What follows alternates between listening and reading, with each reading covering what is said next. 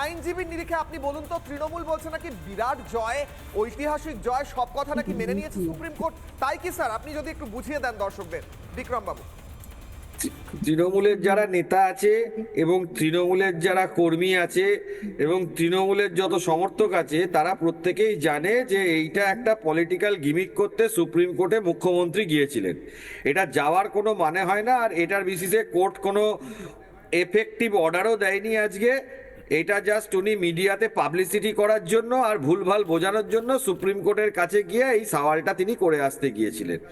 এটার আমার মনে হয় কোনো মানে ছিল না। যদি এফেক্টিভ কাজের জন্য কিছু যেতেন বা এফেক্টিভ যদি কোনো কিছু করানোর থাকতো, ওনার আইনজীবীরা ছিল, তারা করতে পারত। কিন্তু উনি বেসিক্যালি পাবলিকের কাছে এইটা দেখানোর জন্য তিনি এটা সুপ্রিম কোর্টে গিয়েছিলেন, কারণ তিনি নিজেও বুঝতে পারছেন এই বিভিন্ন রাজনৈতিক ইস্যু যেগুলো পশ্চিমবাংলায় আছে তার জন্য মুখ্যমন্ত্রী মমতা বন্দ্যোপাধ্যায় চাপে আছে, এবং এইটা করে তার মিডিয়ার দৃষ্টিটা আকর্ষণ ওনার দিকে এই ইস্যুটাতে করানোর জন্য তিনি মূলত এই স্টেপটা নিয়েছেন।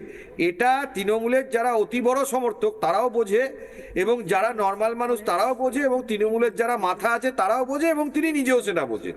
এইটা করানোর জন্য তিনি সুপ্রিম কোর্টে গিয়েছিলেন যাতে পাবলিককে দেখানো যায়, এর বাইরে কিছু না। কারণ ভারতবর্ষের ইতিহাসে এর আগে কোনোদিন কোনো চিফ মিনিস্টার গিয়ে সুপ্রিম কোর্টে সওয়াল করতে যায়নি, আর আমার বিশ্বাস হয় না যে ভবিষ্যতেও যাবে। কারণ একটা হাইয়েস্ট ল অফিসার যারা স্টেটের আছে, যেরকম ধরুন চিফ সেক্রেটারি, মুখ্যমন্ত্রী তো গেলেন, এত নেটফল জিরো, এত ট্যাক্স পেয়ারের টাকা খরচা করে, কি হলো? নিটফলটা কি? হ্যাঁ, নেটফল জিরো, নেটফল জিরো। এটা মিডিয়াতে একটা নিউজ করার জন্য তিনি সুপ্রিম কোর্টে গিয়ে সওয়াল করতে গেছেন। এর বাইরে তো আমি আর কিছু মনে করি নেটফল জিরো। কারণ ইলেকশন কমিশন তার প্রসেস ওর অলমোস্ট শেষের দিকে। এখন যদি আমি মুখ্যমন্ত্রীকে বাদ দিলাম, কোনো আইনজীবী কেউ যদি এখন একটা কোনো পিটিশন জমা দেয়, সেই পিটিশনটা বেসিক্যালি ইনফ্রাকচুয়াস। যদি কারোর নাম বাদ যায়, তাকে যা আইনি পদ্ধতি আছে সেই পদ্ধতির মধ্যেই যেতে হবে। ওখানে মুখ্যমন্ত্রী গিয়ে সওয়াল করলেও কিছু হবে না, না করলেও কিছু হবে না। এটা রাজনৈতিক একটা গেম, যেটা উনি দেখানোর জন্য সুপ্রিম কোর্টে গিয়ে এই সওয়ালটা করে।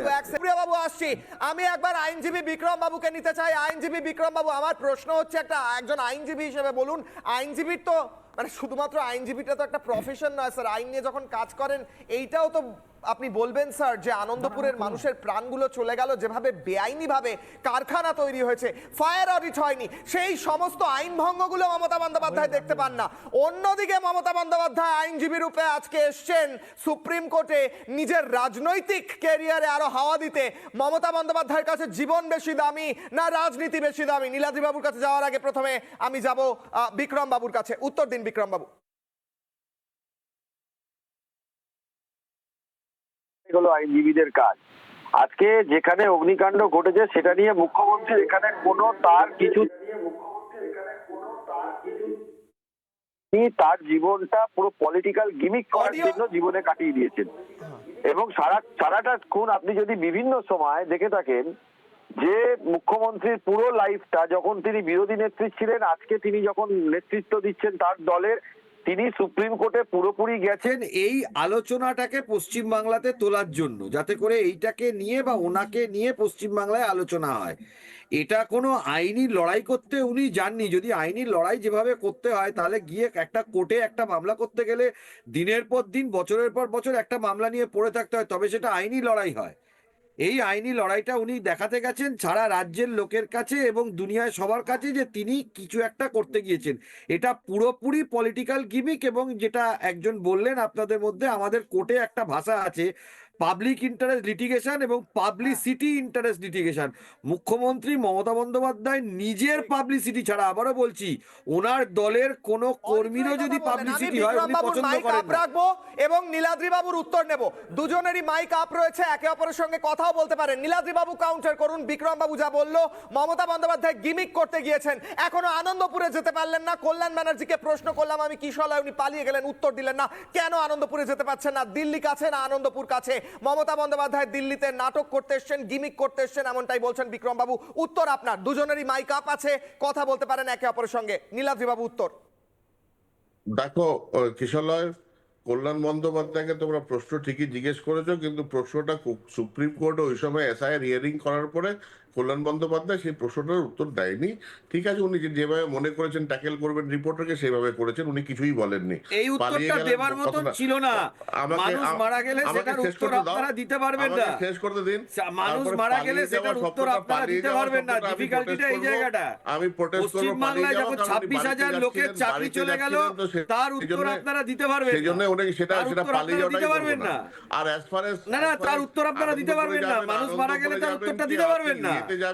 মানুষ মারা গেলে তার উত্তরটা দিতে পারবেন না। সেটা আপনারা ডিসাইড করলে সেটা হবে না। রাজনৈতিক গিমিক করার উত্তরটা দিতে পারবেন। আর রাজনৈতিক গিমিক করার উত্তরটা দিতে পারবেন, কিন্তু মানুষ মারা গেলে তার উত্তরটা আপনারা দিতে পারবেন না। ভালো করে বোঝে, বাংলার মানুষ ভালো করে বোঝে।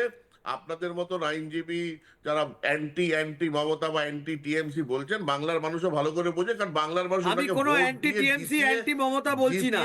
আজকে যদি আইনজীবী সাফল্য সেখানেই যিনি মামলা করে অর্ডার বার করে আনতে পারেন, এফিডেভিটের অর্ডার করানোর জন্য কেউ সুপ্রিম কোর্টে গিয়ে সওয়াল করার কোনো মানে হয় না। সুপ্রিম কোর্টে মামলা ডিসমিস হয়ে যায়নি, মামলা অ্যাডমিট হয়ে গেছে, নোটিশ ইস্যু হয়ে গেছে, বলেছেন ওই অ্যাডমিট হওয়ার জন্য কোনো আইনজীবীও লাগে না। সুপ্রিম কোর্টে পিটিশন হলেই আদার সাইডকে একটা বলে যে তোমরা একটা কাউন্টার এফিডেভিট দাও।